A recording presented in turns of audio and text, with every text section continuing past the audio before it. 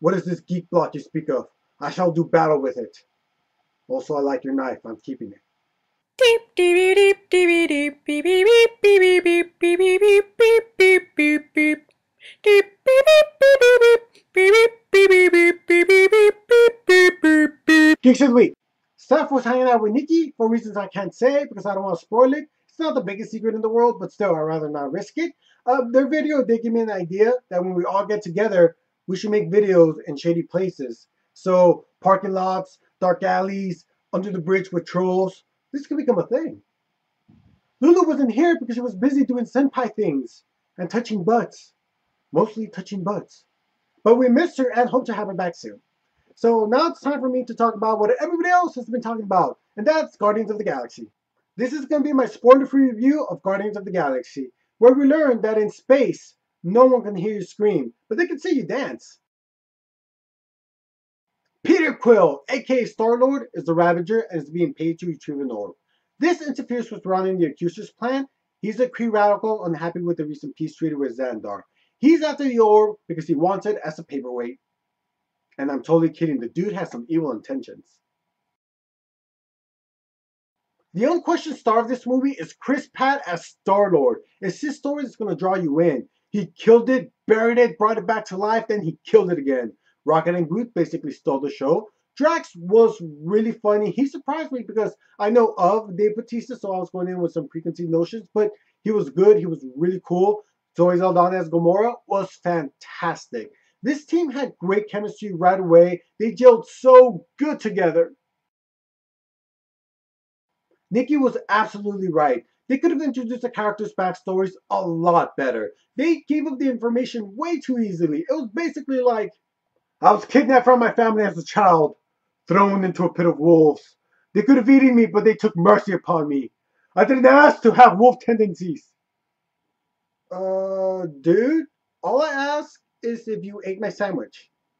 And is this why the whole house smells like pee? Have you been marking your territory? They definitely could have done a way better job in that department. At the same time, I feel it could have gone a lot worse when you're introducing these many characters.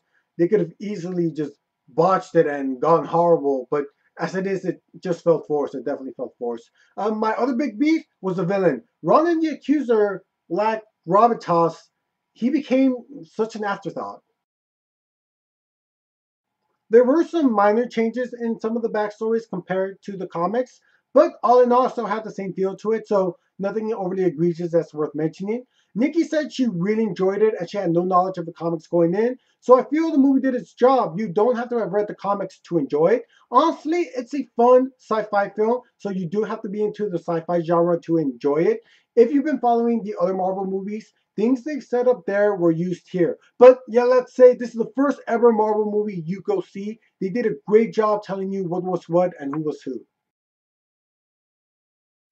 I loved this movie so hard. I mean, it had its flaws, but when you love something, that doesn't matter. I just went along for the ride. Again, Chris Pratt as Star-Lord was the coolest. I'm starting to feel about him the way Steph feels about Sebastian Shaw, especially that last fight scene with Ronan. What he did, I just could not stop laughing. That was probably the moment I fell in love with him. I was like, that cool son of a beach. His story was touching, the way the team grew together, Groot being the ultimate friend. There were family feels, friendship feels, dancing feels. It was a very emotional movie.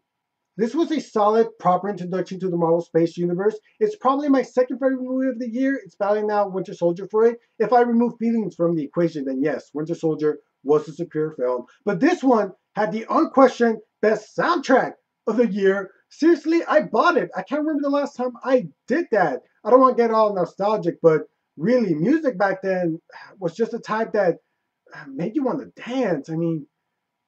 Just oh, okay, don't. I'm gonna stop that now. That was bad. Never do that again. But yeah, it was a fun film. I definitely will go see it again. I'm going to. By the way, while I'm on the topic of Guardians, speaking for everyone now, we want the dancing Groot toy. I'm gonna post a link below to the article that's talking about it. We want it. Don't mess it up. Hey, I want to talk about something serious now. Something that's a real catalyst for social change. Online petitions. The internet's petitioning the NFL to have Weird Al play at the halftime of the Super Bowl, and I am all for it. He is the king of parody songs. His new album, Mandatory Fun, is legit. It was funny watching ESPN and seeing them just throw shade at the very thought of it. They don't know what the fuck they're talking about. Weird Al is a great performer. He would kill it. Please sign the petition. Every vote counts. That's how petitions work, right? You know what? Impromptu question time. What is your favorite Weird Al song? And even if you're not his biggest fan, I think it's just okay. Everyone at least has one, and I want to know yours. Feel free to comment below. No comic book reviews for me this week. Why? Because you don't go chasing waterfalls. Okay? So that's it for me. Remember to subscribe to us, like us, creep on us. Check out the other geeks and fare thee well. Here at Geeks of the Week, we endorse drug deals and knife play.